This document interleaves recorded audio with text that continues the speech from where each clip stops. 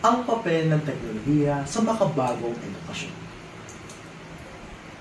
Sa panahon ngayon, napakalaki na ng ginagampanan ng teknolohiya sa pang-araw-araw nating buhay, lalo na sa larangan ng edukasyon.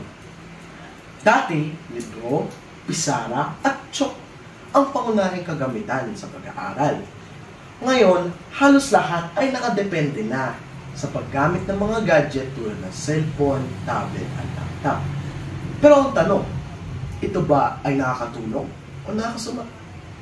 Bilang isang mag-aaral sa ikasyam na baitang, naniniwala ako na ang teknolohiya ay isang mahalagang sangkap sa pag-aaral. Pero dapat gamitin ito ng tama upang lahat ay makinabang. Magandang araw sa inyong lahat. Sa aking guro na sa Binibining Maylin, mga magulang at kamag-aral. Ako po si Justin James Yutukul. Unang-una, napakalaki ng tulong ng teknolohiya sa pag-aaral, lalo na sa pagkalap ng impormasyon. Sa internet, mabilis mo lang mahanap ang iyong mga sagot sa mga katanungan niyo. Kung may takdang aralin, pananaliksik at proyekto, mabilis mo lang magawa ang iyong mga gagawin at mabilis mo lang mahanap yung mga sagot. Hindi katulad noon na mahaba pa at matagal pa yung gugugulin ng oras na nasa silid-aklatan ka sa paghanap ng isa lang na sagot. Bukod pa rito, meron na rin mga online video at mga applications na makakatulong upang mas maunawaan mo yung mga aralin na hindi mo kaagad maiintindihan. Isa pa, ang online video ay pwede mo itong ulit-ulitin para mas maunawaan mo ito. Ngunit, hindi naman lahat ay may pantay-pantay na oportunidad para maka-access sa teknolohiya. Maraming kabataan na katulad ko ay wala silang sariling gadget at wala silang internet sa kanilang mga bahay. Kaya hindi sila nakakasabay sa mga aktibidad na iginagawa online na pinapagawa sa kanilang paaralan. Isa itong malaking hamon na dapat tugunan. Sa edukasyon, halos nakasalalay na ito sa teknolohiya.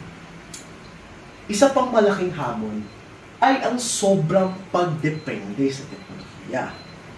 Imbes na mag-focus sa pag-aaral, marami sa mga kabataan ngayon ang nakaka-nais na mas gusto nilang unahin ng paglalaro ng online games at saka mag-scroll sa social media.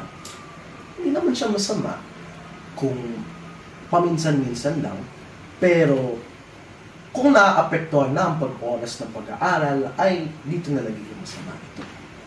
Isa pa, hindi rin naman pati lahat na makukuha mong impormasyon sa internet ay maaasahan. Kaya dapat siguraduhin muna natin na ito ay tama at hindi gawa-gawa lamang.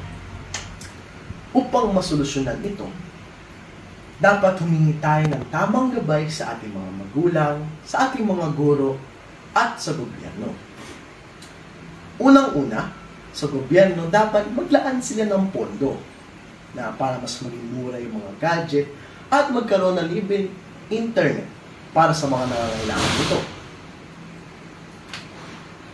Ngayon, para naman sa mga guro, dapat mas igtingin nila na tama kung paano nga ba yung tamang paggamit ng internet sa edukasyon. Tulad ng kung saan ba talaga makakahanap ng maaasahang impormasyon sa internet. At para naman sa panig ng mga magulang, dapat mas gabayan at bantayan nila yung kanilang mga anak sa kung gaano katagal nila ginagamit yung mga gadget. Sa kabila ng mga hamon na ito, naniniwala pa rin ako na ang teknolohiya ay susi upang mas maging epektibo ang pag-aaral. Kung tama naman gagamitin ito, mas magiging mabilis at mas magiging makubuluhan yung pag-aaral sa mga kabataan na tulad ko. Ang internet, hindi lang naman ito basta ginagamit sa pagbigay ng impormasyon. Bagkus, ito ay nagbibigay ng oportunidad na matuto, makipag-ugnayan, at pagtagumpay. Sa huli, ang teknolohiya ay parang isang espada. Pwede itong maging kapaki-pakinabang, ngunit maaari din itong maging makasama kung hindi ito gagamitin ng tama.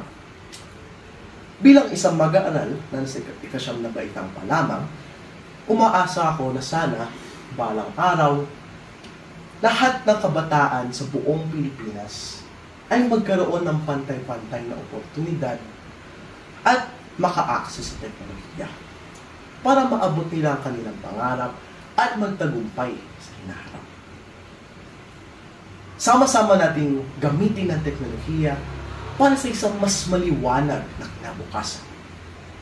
Sa ating bawat hakbang, huwag nating kakalimutan na maging mapaghustisya at maging makabuluhan sa edukasyon. Sa teknolohiya, ang pangarap ay hindi malayo. Maraming salamat po.